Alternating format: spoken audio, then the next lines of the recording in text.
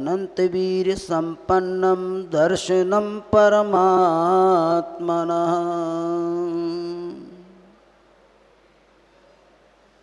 स एव परं ब्रह्म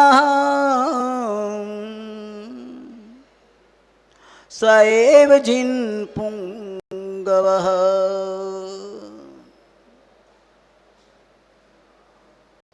स एव परमं तत्त्वं स एव परमो गुरु स एव परम ज्योति स एव परमं तपः स एव परमं ध्यानं स एव परमात्मकम्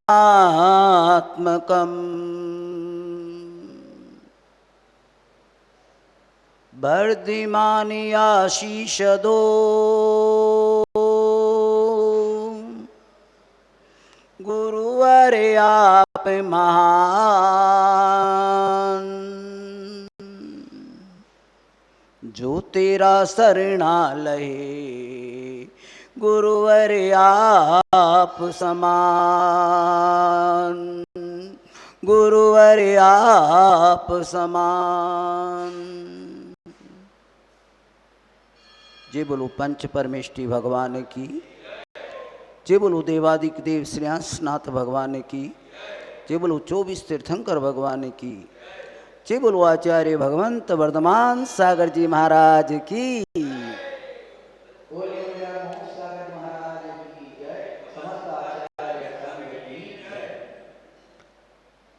भव्य आत्माओं,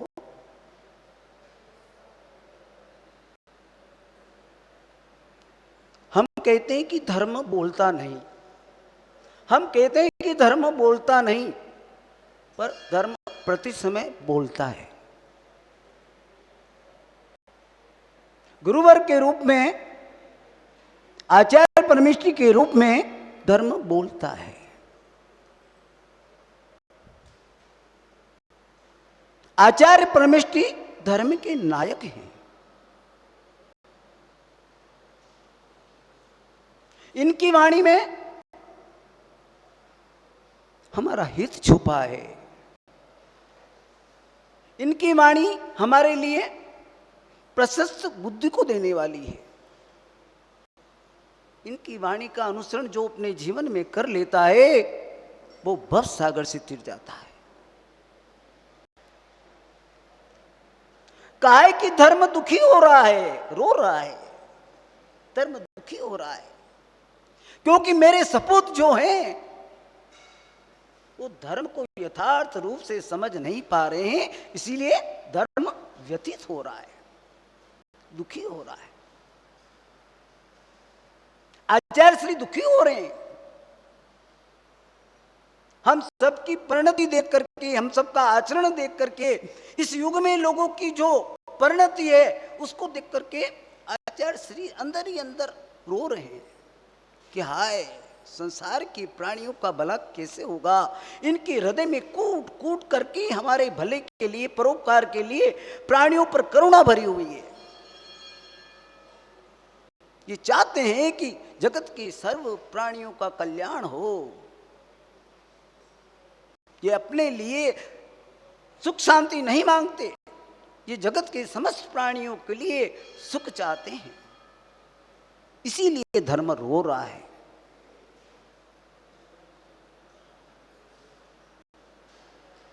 धर्म सोच रहा है कि कल मेरा क्या होगा। अभी तो दुखमा काल आया है, जब दुखमा काल आ जाएगा तो मेरा क्या होगा। रो रहा है, जब छठमा काल आएगा मेरी स्थिति क्या बनेगी। धर्म रो रहा है, मेरी दुर्दशा हो रही है। आज इस दुखमा काल में, पंचम काल में धर्म किया जा सकता है, धर्म का परिपालन किया जा सकता है। जैसे हमारे आचार्य परमेष्टि भगवंत, देखिए धर्म का चोला पहन लिया है। ये धर्म के प्रतिमूर्ति के रूप में हमें दर्शन देती है। इनके हृदय में करुणा भरी हुई है, दया है। आगम इनके वचनों से निकलता है, जो वचन बोलते हैं वो आगम है। और कहते हैं कि भगवान की वाणी आगम में लिपिबद्ध है, और जो उस वाणी का अनुसरण कर रहा है वो भगवंत ही है। इस कली काल में, पंचम काल में अगर कोई भगवंत है तो आचार्य परमेष्ठी भगवंत है। इनको भगवंत मान लीजिए, आपको सही मार्ग मिल जाएगा। आपकी श्रद्धा इतनी होनी चाहिए, इन्होंने अगर दिन को रात कह दिया, मान लीजिए, ऐसी श्रद्धा चाहिए, तब तो हमारा कल्याण होना है। अगर हम की वाणी पर हम तर्क करेंगे, विश्वास नहीं करेंगे, तो हमें कहां धर्म की प्राप्ति हो सकती है। धर्मी धर्म सब ही कहे, धर्म न जाने को,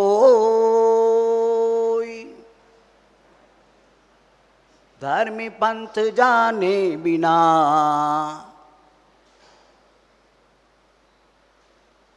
कैसे भव पार हो। किससे भव पार होगा। हमारे आचार्य श्री बार बार इसी बात को कहते हैं, अपने जो शिष्य उनको कहते हैं, जाओ धर्म की प्रभावना करो।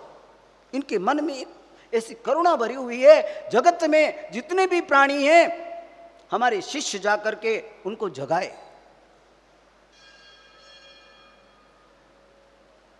इसीलिए आचार्य जी एक कृपा करते हैं हम पर कि हमें तो उपदेश देते ही हैं, हमें इनका संस्कार देते ही हैं, ठोक करके, पीट करके। जो गुरु ठोकता नहीं, पीटता नहीं, वो गुरु कैसा। ये ठोक पीट करके हमें हमारा सुधार करते हैं। जैसे कुंभकार होता है, घड़े की रचना होती है, कुंभकार क्या करता है, मिट्टी के लोंदों को ठोक करके, पीट करके, पीट करके, पीट करके उसको जैसा बनाना चाहता है वैसा बना देता है। गुरुवर इसी तरह हमारा कल्याण करते हैं। गुरु चाहे फटकार दे, डांट दे, कुछ भी कर दे, उसका कभी बुरा मत मानो। जो डांट खा रहा है, जो चोट खा रहा है, समझ लेना वह महान पुण्यशाली जीव है। गुरु की डांट उसी को मिलती है जो पुण्यशाली होता है।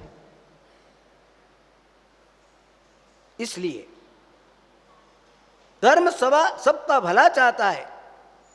धर्म कहता है अपने उद्गार से कि मैं सबका भला चाहता हूं, पर मेरा भला कोई नहीं चाहता, मेरे मार्ग का अनुसरण कोई नहीं करता।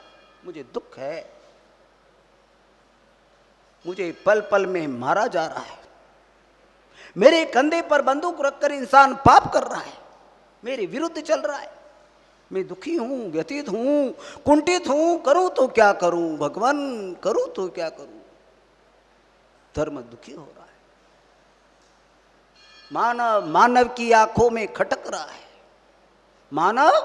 मानव की आंखों में खटक रहा है। अत्याचारी इतने बढ़ गए हैं कि चारों तरफ अत्याचार अत्याचार ही दिखाई देता है।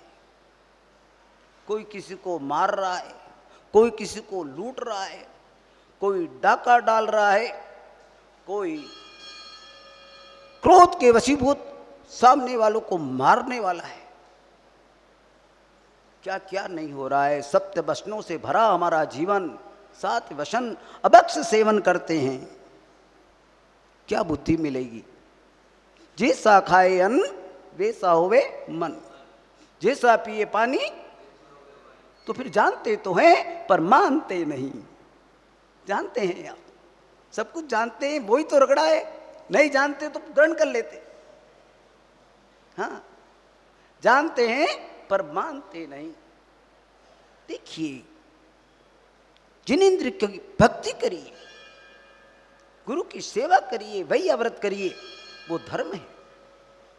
आगम की वाणी का अनुसरण कीजिए, वो धर्म है।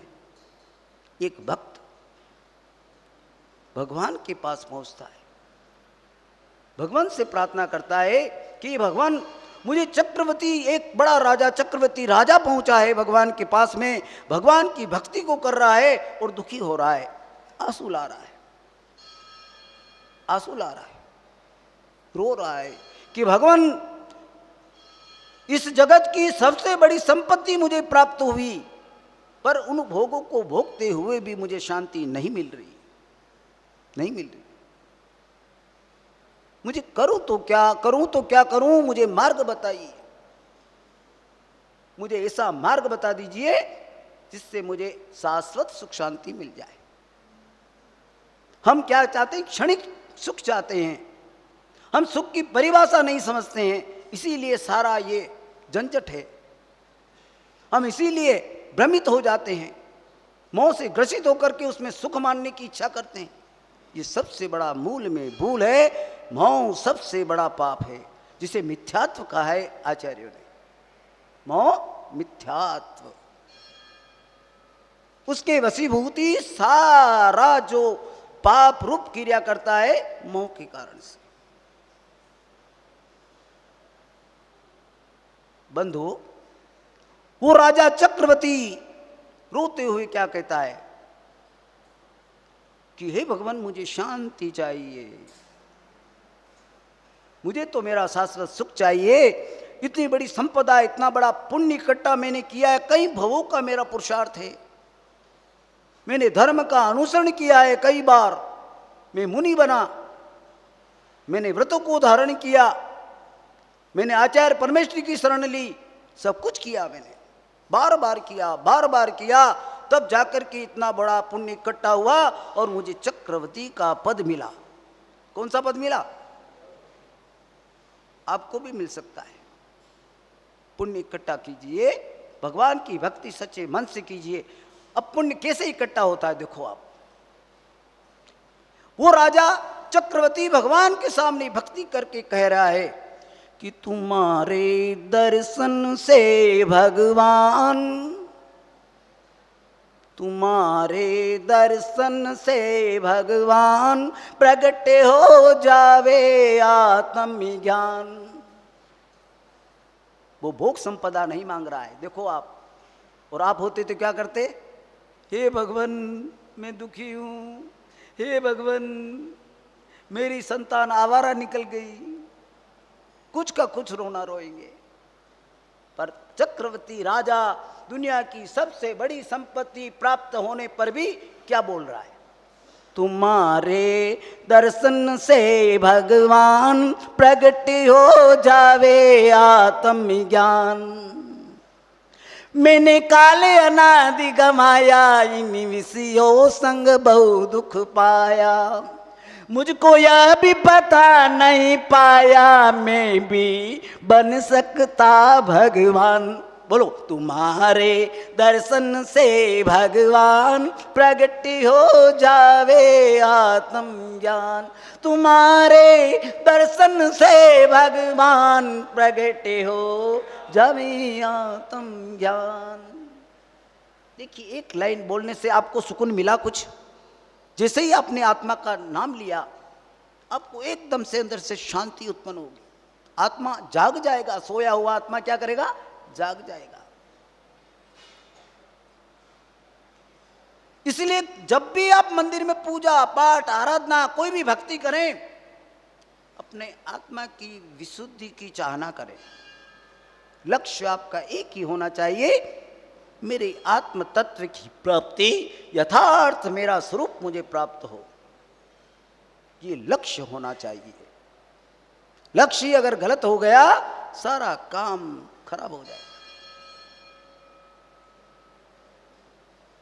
फिर क्या कहता है?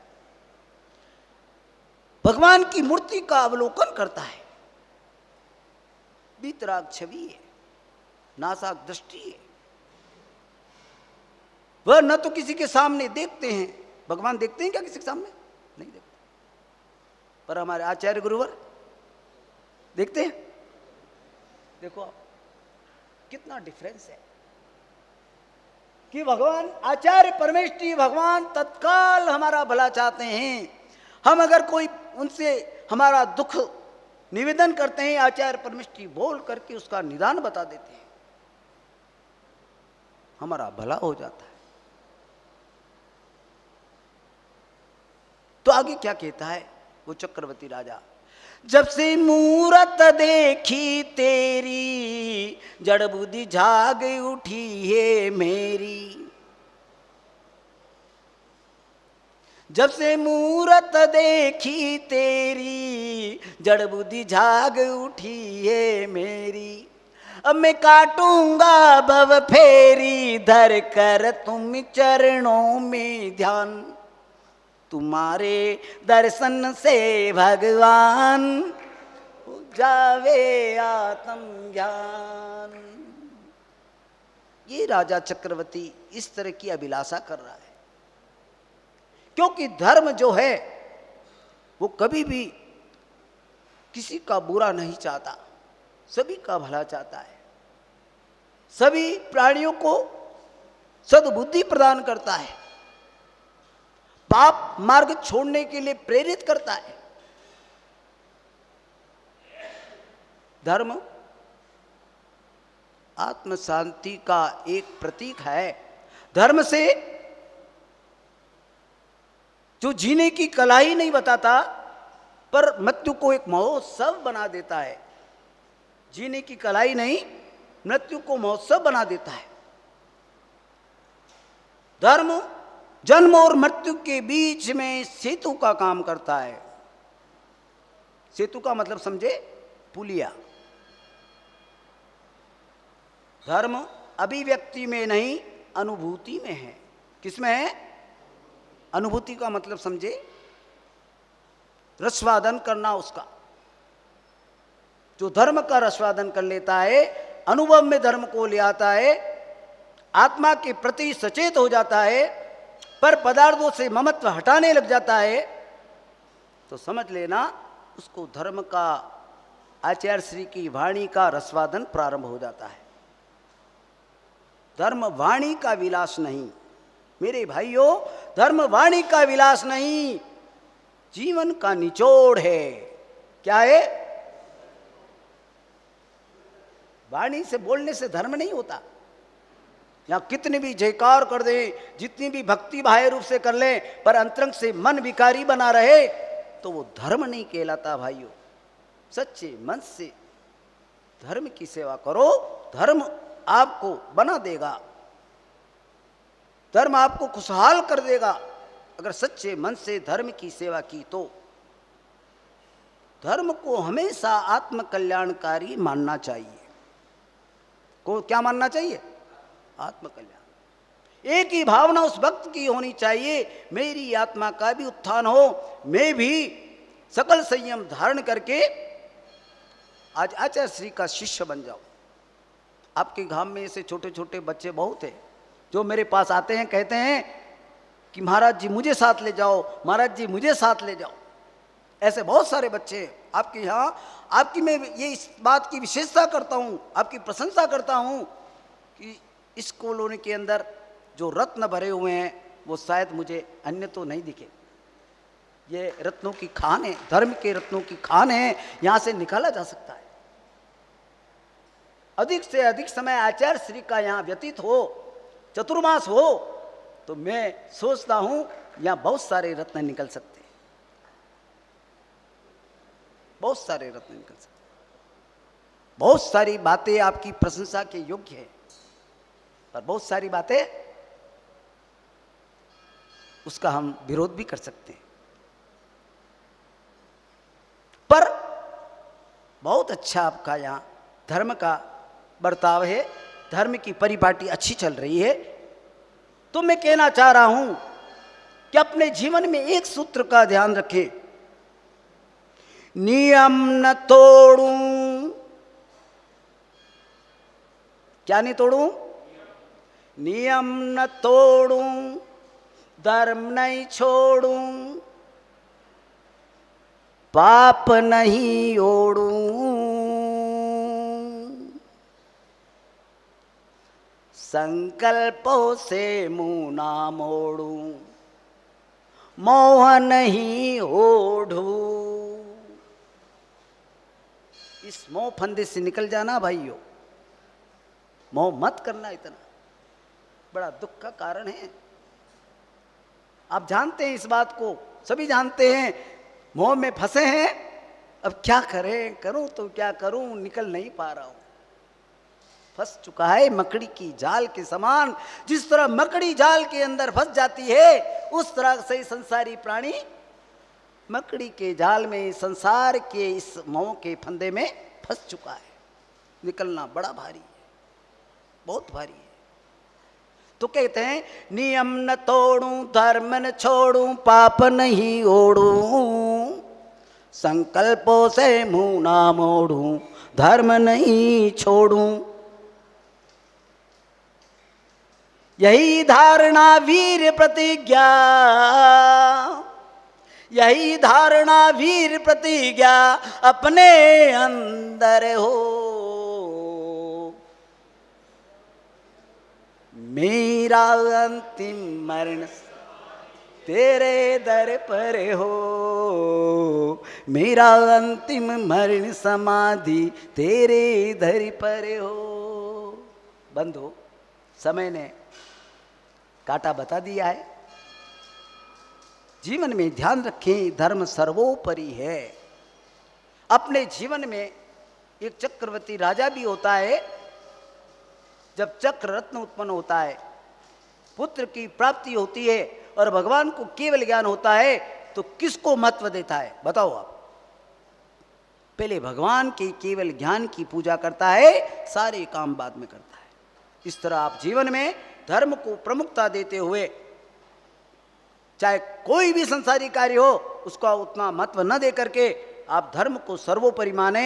हमारे नगर में जब गुरुवर जब भी पधारे, आप अपना समय अधिक से अधिक उनकी सेवा में, उनसे ज्ञान अर्जित करने में और उनके साथ चलने में आप व्यतीत करें।